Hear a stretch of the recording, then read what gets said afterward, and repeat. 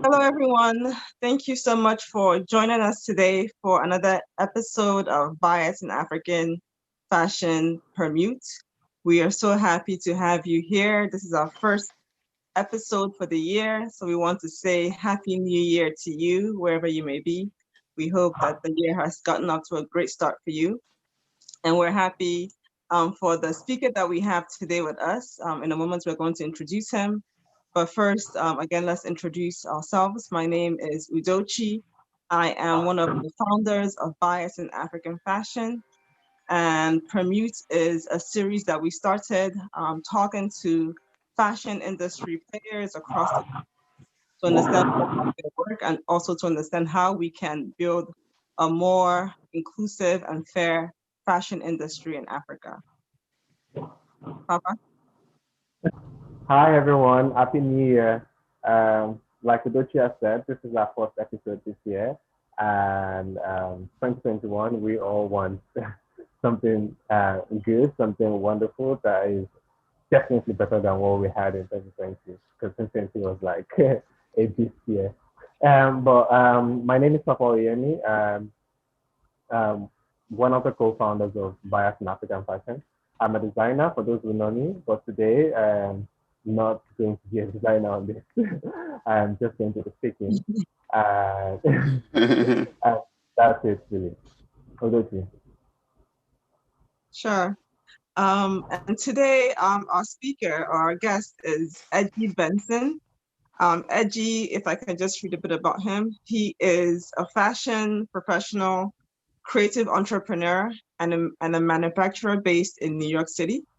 He is the founder and CEO at Ennui New York, founder and creative director at Ennui Home, creative director at City Junk, and finisher activewear.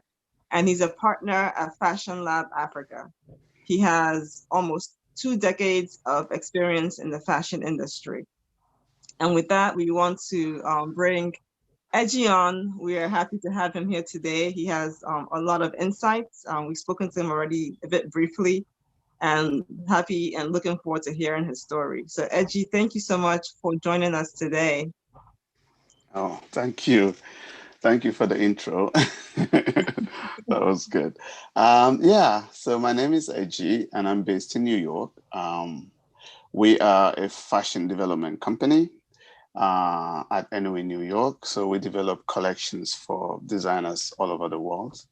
And when I say developing collections, it means that a designer could come to us and say, I want to do this. And they could only just show us drawings. And we would develop those drawings into what you see on the runway, from developing the fabrics to the silhouettes themselves to manufacturing it and shipping it to their stores. So we're essentially a one-stop shop on the design end for designers. But we go way beyond that. We are also a textile development company. We work with great mills all over the world. We also develop signature trims. So signature trims means that your buttons have your logo on them. For instance, we develop accessories, shoes, bags for brands all over the world. So that's essentially what we are in a nutshell. Yeah. Oh, The booth sounds behind like you is really good. I love it. I've been saying at the booth. oh, the background, yes. Yeah. Oh Very yeah, creative. oh yeah. It's our makeshift studio. We're all in quarantine, you know. Exactly. Yes, Yeah, yes, well, yeah, yes. I love it. I love the soul. Thank you. So Yeah. Eji, tell us a bit more about how you got started in fashion. What made you become interested in fashion, and how did you what steps did you take to get to where you are now in your career? I think my story is important in the sense that sometimes we ignore our kids when we see them do Mhm. some things, or sometimes we do things, little things that we do that can really impact our kids, you know? When I was very young, my mom was a seamstress Mhm. and she used to sew. So here, when I want to test out a silhouette, I make a muslin in like muslin paper, muslin cloth, you know? But my mom used paper to make muslin, to make us her first set of dresses, like her test dress. And she would make those dresses in paper, and I and my sister would wear them just for play. And then the rain would fall on me, on us, and the things would tear off in the rain. But I did not realize what an impact that had on me. And then when I went to boarding school, I went to school in a town where my uncle had like the biggest tailoring shop. So my homework was like, when I was with them, they'll teach me how to hem pants and iron and sew. So I think between the ages of 8 and 13, I was either involved in fashion in the way of wearing my mom's paper clothes or hemming pants for my uncle. So I think by that time I was already a very established sewer. I could sew. I knew my way around the sewing machine. I knew terms like blind stitching for hems and stuff. So I had gotten very good knowledge. But I did go on. I didn't study fashion. I tried to do something with fashion, try to enroll in a modeling agency. I mean, anything just to keep me close to fashion, you know. But I really couldn't study it. So I studied advertising and marketing. But I had a job at the Hilton, and I just spent a lot of my time sketching. And I had this woman who was my head housekeeper. And she was like, "So why do you do all this sketching?" And I said, "Well, I would love to be a fashion designer." And at that point, I was already like using whatever little money I had to kind of subscribe to like GQ, which was the only thing I knew. I didn't know about Vogue, you know? So I subscribed to GQ. And eventually she said, "You know what? Ask your dad. If it's okay with him, I'll send you to Dubai. From there, because we have an opening there at the Hilton in Dubai. And from there, you never know. The schools may be able to accept you there." Because while I was in Nigeria, I did apply to a few schools. They accepted me just from my stupid sketches, you know? But of course, the embassies they won't even consider anything. So I went to Dubai, and I worked at the Hilton for a couple of years, I think. And then she knew people there already. And then they switched my visa to them. And then they sent me to the United States to study to be a stockbroker. Oh, wow. Of course, I wanted to be fashion. I wanted to go to fashion school. So the day that I dropped, 3 days after I was in the United States, I was in my first fashion class. Oh, Yeah. So that was the beginning of my fashion story. And then I studied fashion, got really knowledgeable about the US, you know, like being Black and everything. I figured that's another thing with fashion, in that it is a lot of people get carried away by what we think is glamour. It is at the end a job with different bits and pieces of it that you could take and focus on. So I knew that if I finished school, I would need a job, but I also didn't want a job, you know? So I thought that, okay, if I focus on the hard things like pattern making and draping and sewing and tailoring, and now sewing is different from tailoring, you know, try and understand in tailoring to the point where you can make a suit, you can make a jacket, you know, and all of those things. So by the time I finished school, I felt really confident that I didn't have to work for anyone. So we set up our company, me and my girlfriend. We set up our company in New York. And we had never lived a day in New York. interesting. Yeah, we moved here and set up the company. But we got super lucky where we had a big company in New York that was sitting on a collection for 2 years that they couldn't do the patterns for. And that somebody knew us, that we had done just a small job, because we would work in the laundries to fix clothes in the laundry, you know? Yeah, So just the laundromats always have things that they want to fix. Yeah. So we would pick those up to fix, you know? And that was how we would just get by, and I would maybe deliver newspapers in the morning, you know, but we stayed very close to the industry. And then someone, I don't know, just tried us and said, look, there's this job. So we took it and we did that. And that became where, from there we went to Vera Wang and Kate Spade, and then the list just went there. Yeah.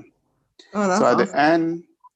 at the end, we were doing collections for Bill Blass, you know, Kate Spade, some Mike Jacobs, all kinds of different, like just all over the world. Yeah.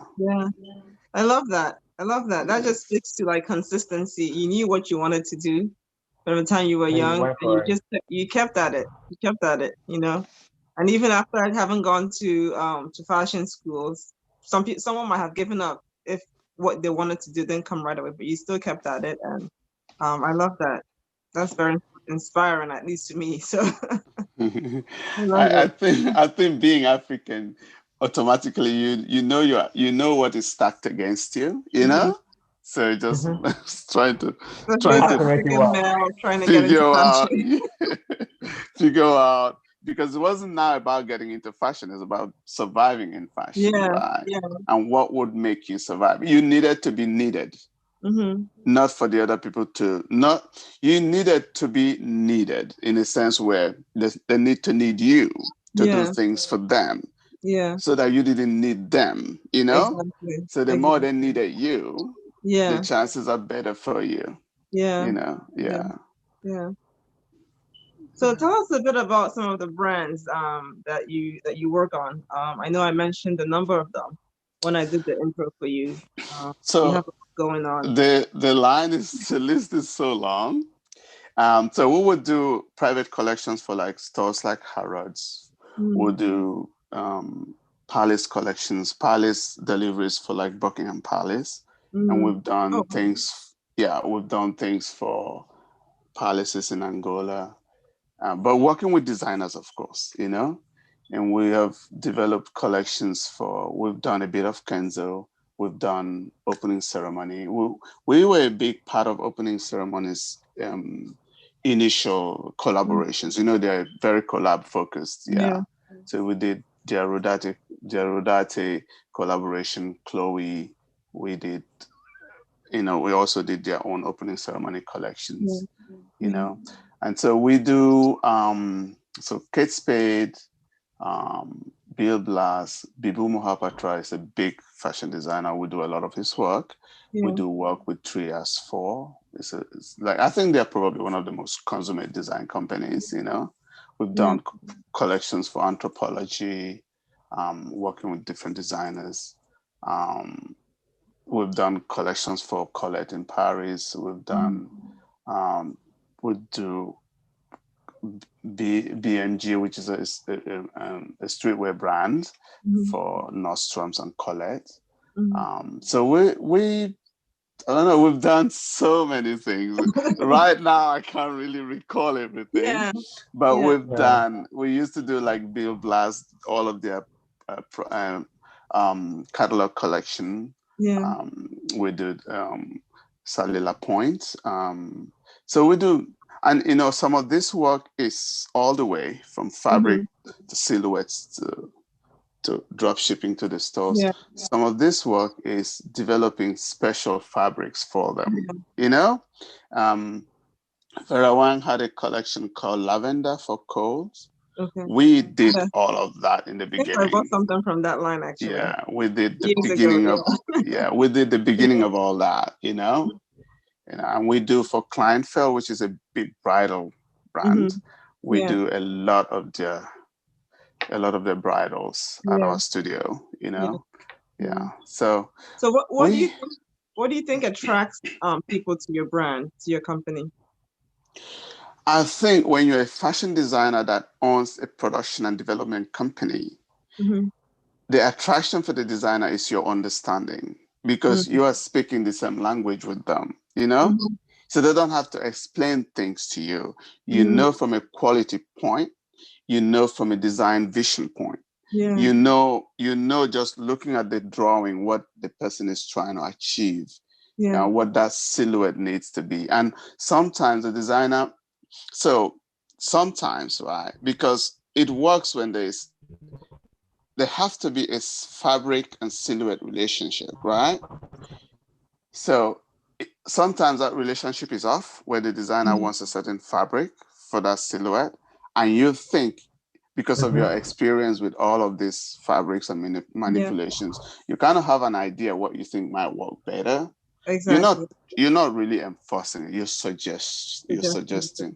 But I think one of the attractions is that we know, you know, we know they know us and we know them, and they understand that we know what they're trying to achieve, you know. Yeah.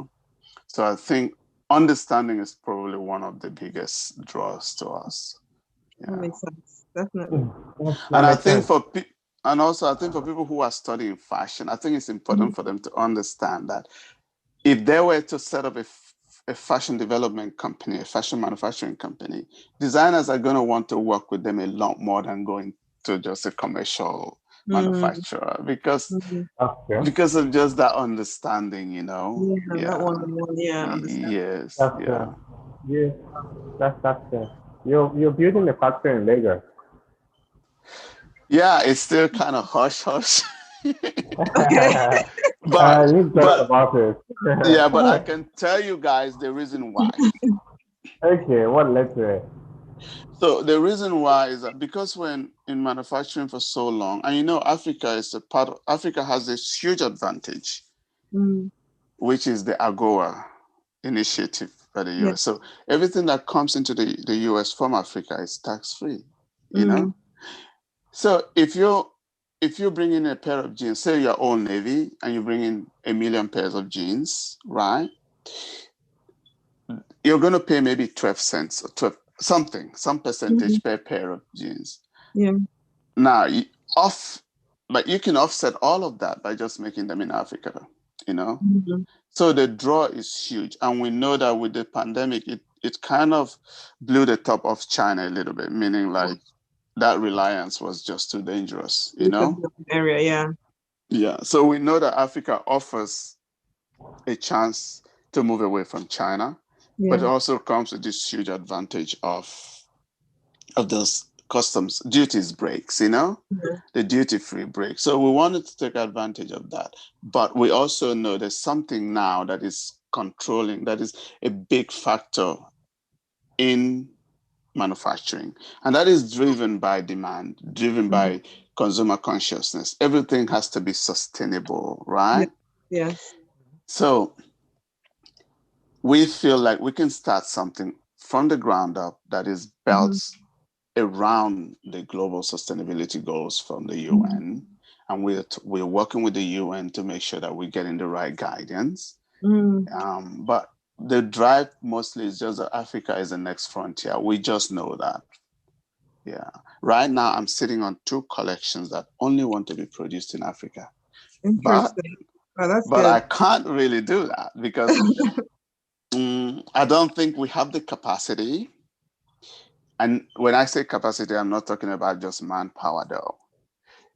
Manufacturing capacity doesn't revolve around manpower only. It revolves around checks and compliances and all of that stuff, you know? So if I make in Africa and Nordstrom, and it's for Nordstrom's, but I'm not, or for Kohl's or for Costco, and I don't have a RAP certificate at my factory, they won't take it, you know? So there's all these certification issues that are, so that's why we're starting from the ground up by looking at certification first. Yeah. Great. I like that. I like that.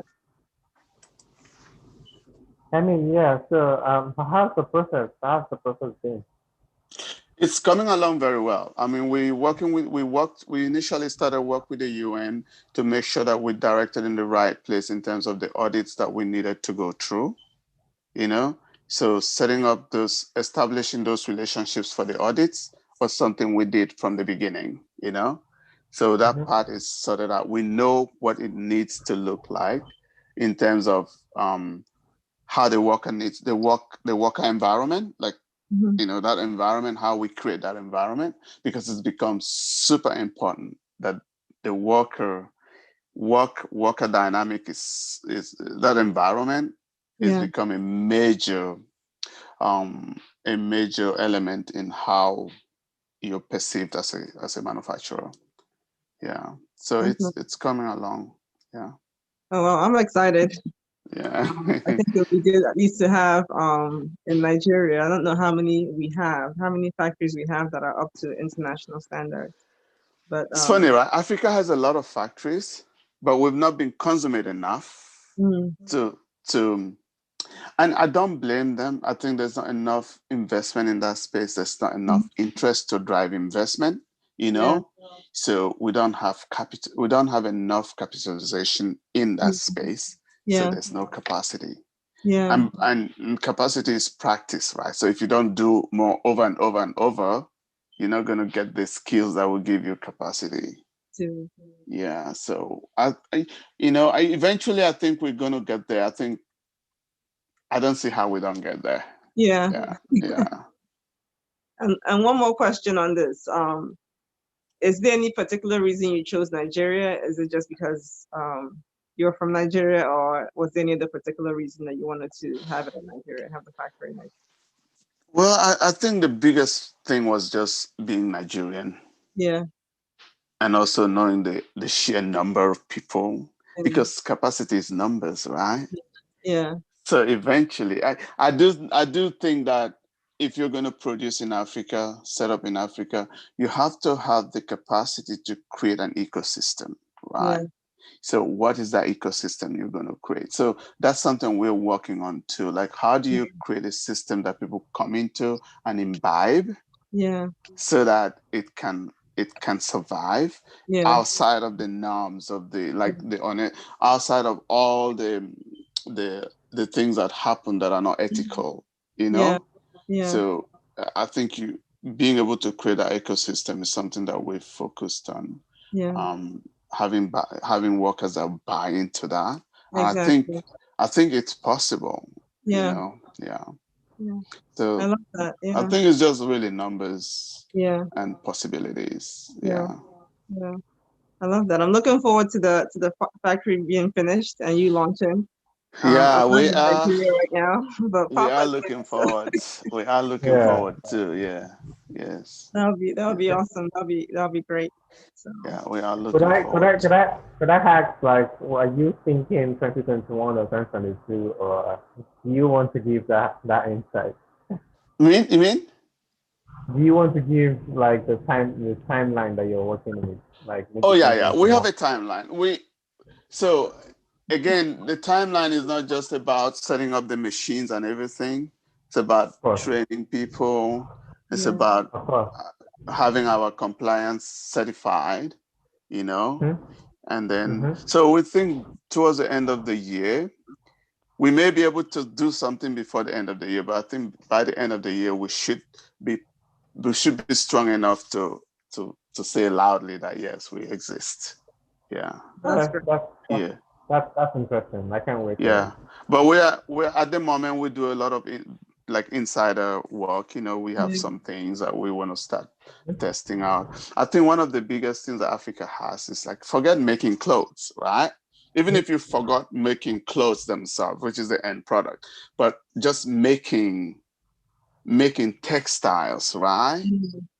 It's so huge where we can really shift the balance. Right now, people buying our cotton, right? So they buy cotton for, I don't know, maybe $3, whatever, and then they make a pair of jeans for some of the cotton, and we pay $15, $20 for the pair of jeans. I think we need to change that, you know? So there's just so much, so many possibilities for us. Yeah. And we can pick and choose which ones we want to work on. Yeah. I like that.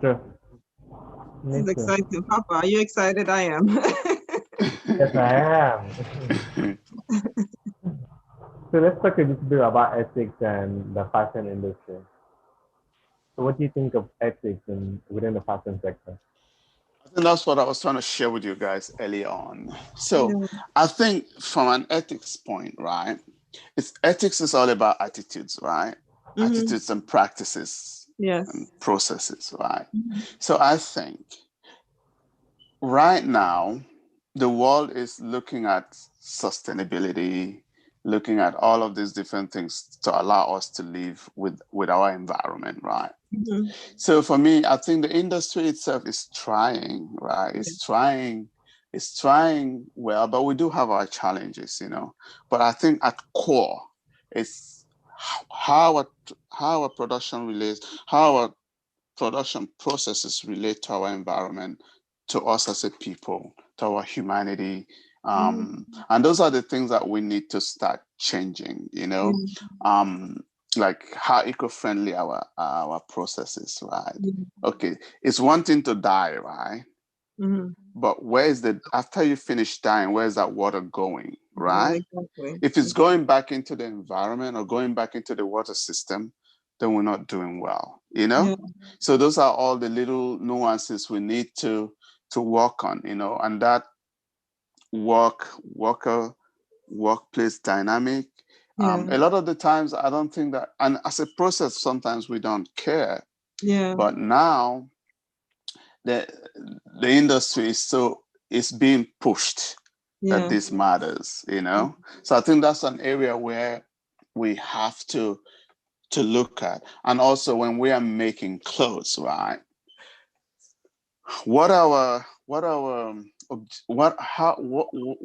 are we thinking about? What are we thinking about in terms of quality, in Mm-hmm. terms of reusability, you Mm-hmm. know? Because now we're saying that reusability has to be a huge element of how we produce. We have to be able to design around it, you know, Yeah. because then if not, we're just going to keep making clothes and keep Mm-hmm. making clothes and keep making Mm-hmm. clothes. But I have to tell you, I think for me as a manufacturer, I see the impact of that thoughts. Mm-hmm. I see customers who come to me and say, I want to make this in Africa. And I say, why? They say, well, I know in Africa the dyes are organic, right?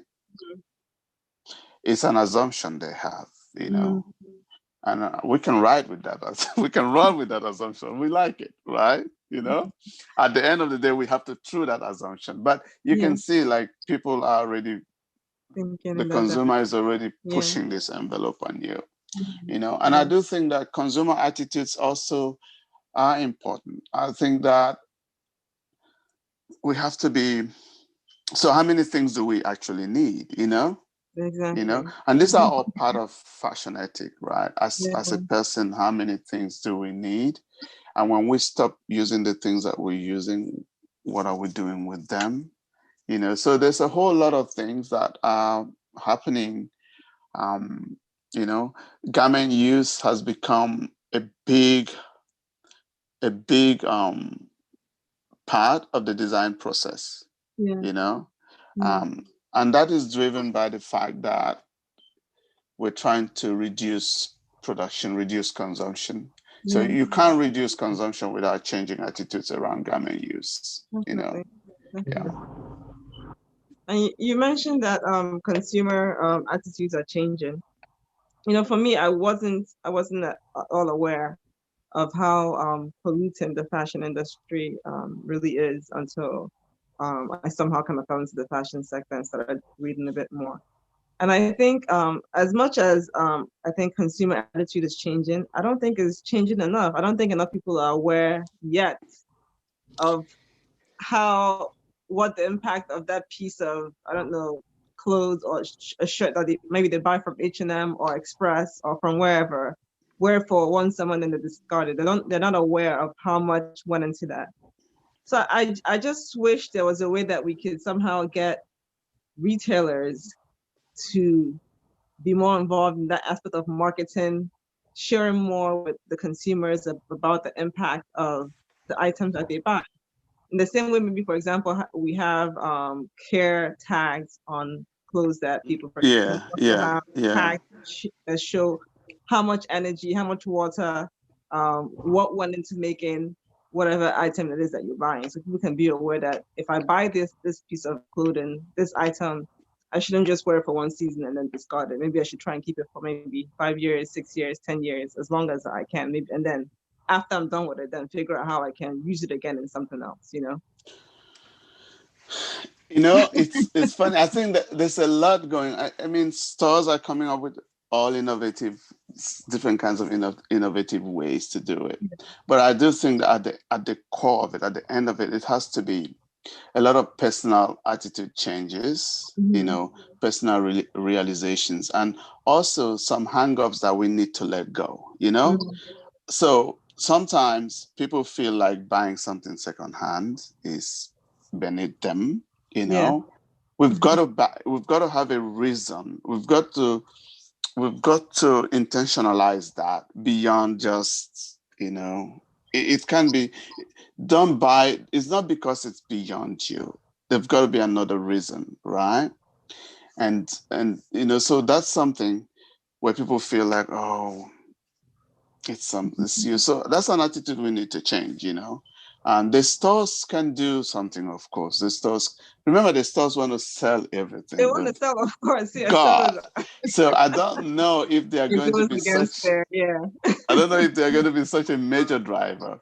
So see, like when we make something, right? So let's say you launch a shirt and you pre-launch and you sell 10 shirts. Yes. The common rule in the industry is that you make at least 5% more. So we're now thinking there's 5% latent demand we didn't meet. We didn't that didn't come on yet. It will come on board. So we make that 10%, right? We add that five more shirts, right? But we don't have to, because people are not going to buy something they didn't see or that they couldn't, it's not in stock, right? So there are things that from a designer point to, you don't have to, you know, all of us can put a crimp on everything we do, like reduce a little bit, you know. But it's all, I think the consumer probably has more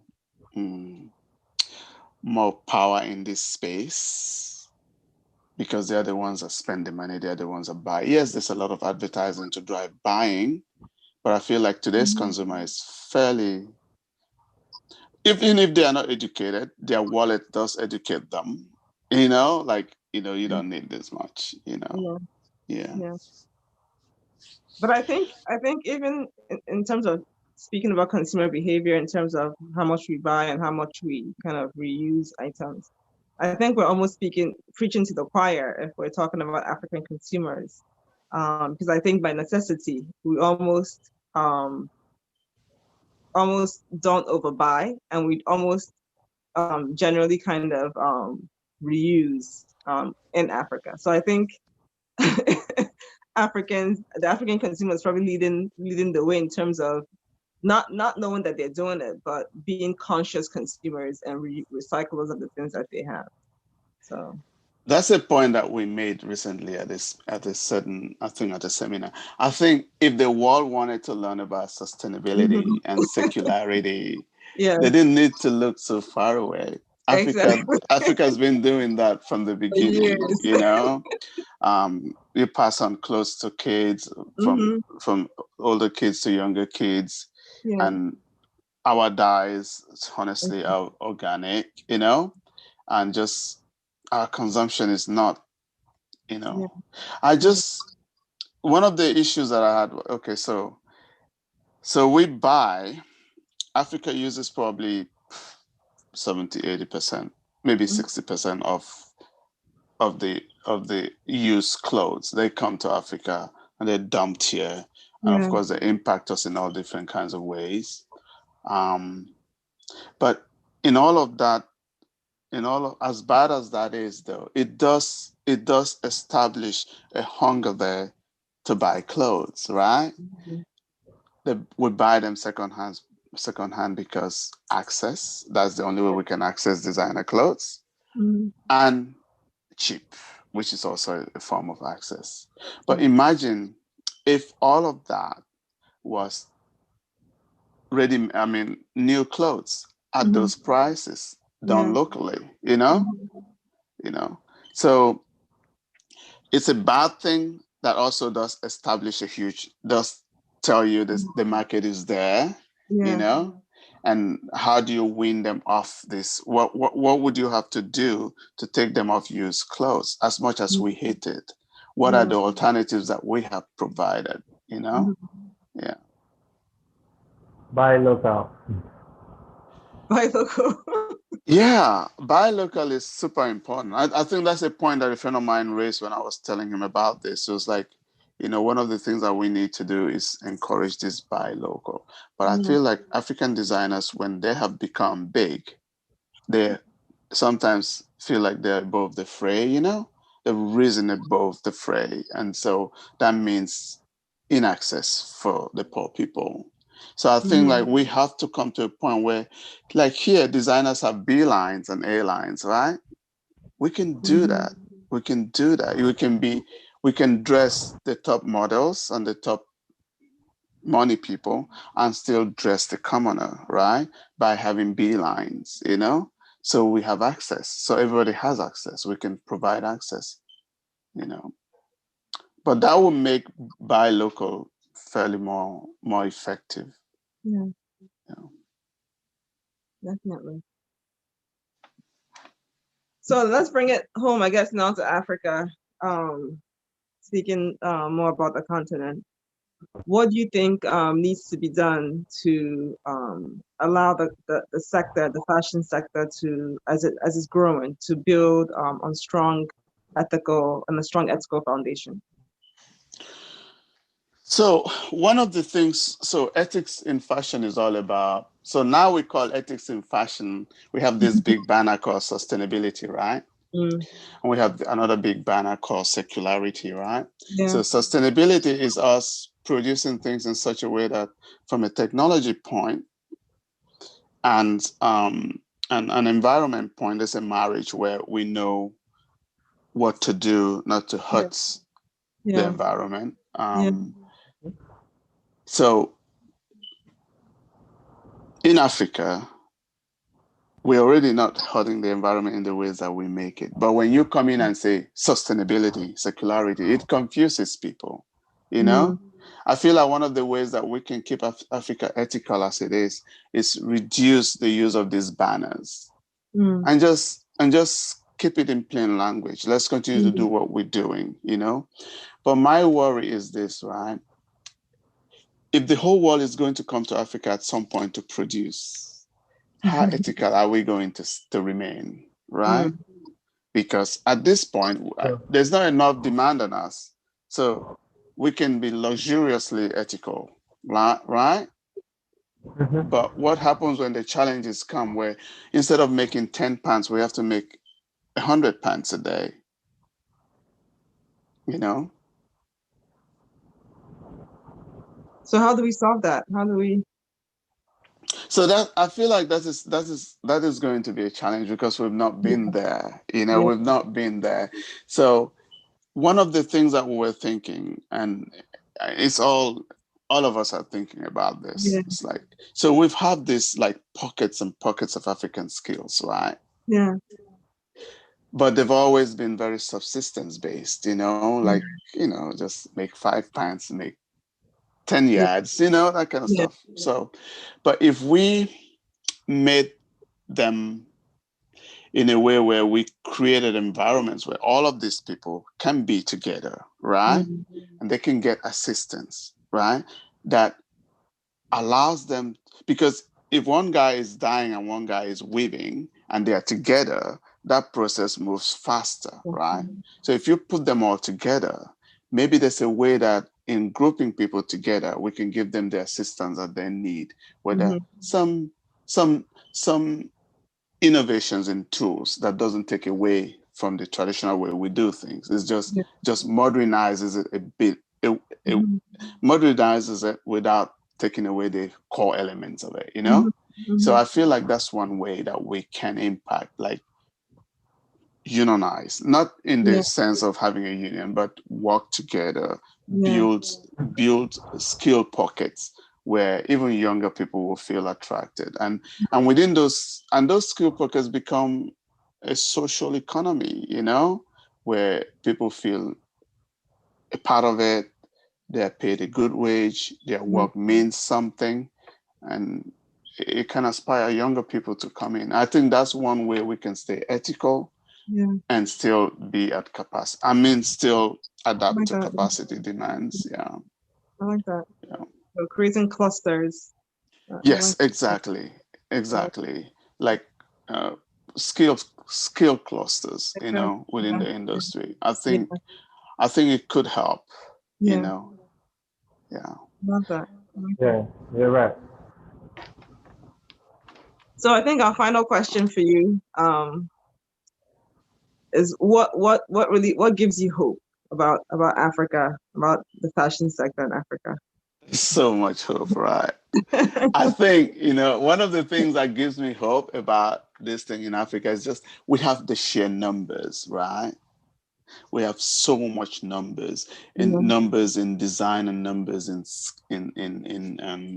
just production, numbers in design, numbers in capacity, you know.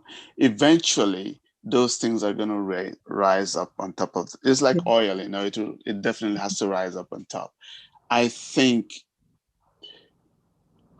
as we, you know, like what you're doing here is all yeah, of us growing capacity, right? As we continue to grow, we're going to get to a point where our numbers and our skills will begin to get closer in terms of mhm, quantity, you know, and with more capital injection, we'll get to a point where we would actually amount to a considerable block in terms of mhm. being a force in manufacturing. We're already a force in design. That is no question, you know. Exactly. Yeah, where and also another thing is Africa has influence, you know. Mm, Africa has influence is everything, you know, and we have that. So I do feel like as our capacity grows in design, in manufacturing, and in all these other areas, and we get more capital in capital investment into the industry, we have so much to hope for. But we must participate, though. If we're not participating, we have to be, we are the vessels, you know. exactly. If we're not the vessel, then we're the passengers. And so Exactly. other people just come and drive the bus, and we just get on Mhm. the bus, and wherever they want us to drop, we drop off, you True, know? true, yeah. Yeah, yeah. So I have so much hope. I mean, my Yeah. industry, my work every day, I told you I have all these jobs I want to be done. Last year we had a job from Costco for no, just before COVID for 2 million units. The only problem Mm, with these 2 million units, they wanted it only in Africa. And mm, we have to find a factory in Africa that would do 2 million units that is RAP certified. And RAP is the certificate you have to have that shows that you care about your environment, that your yeah, sourcing is social. You like yeah, it's socially responsible sourcing, yeah, right? yeah. You care about worker, environments, humanity, and all of these things. But only 3 factories had this certificate, Mm, right? And for one of those factories in Egypt, like if we gave them the 2 million units, then they wouldn't be able to service their other customers, you know? So that meant that 2 million was too probably much. top of their Yeah. capacity for the year, Mm, right? It may not be, but it means that if you add that to what they have, they right. couldn't serve everybody, you Exactly. know. So Exactly. so you could see the work is there, Yeah. the desire is there to come. We just need to Yeah. grow capacity. Mm, Yeah. love that. Well, thank you so much, Eji.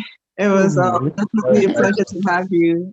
So many new Thank you. insights for us from just speaking with you. So thank you Thank so you much again. guys.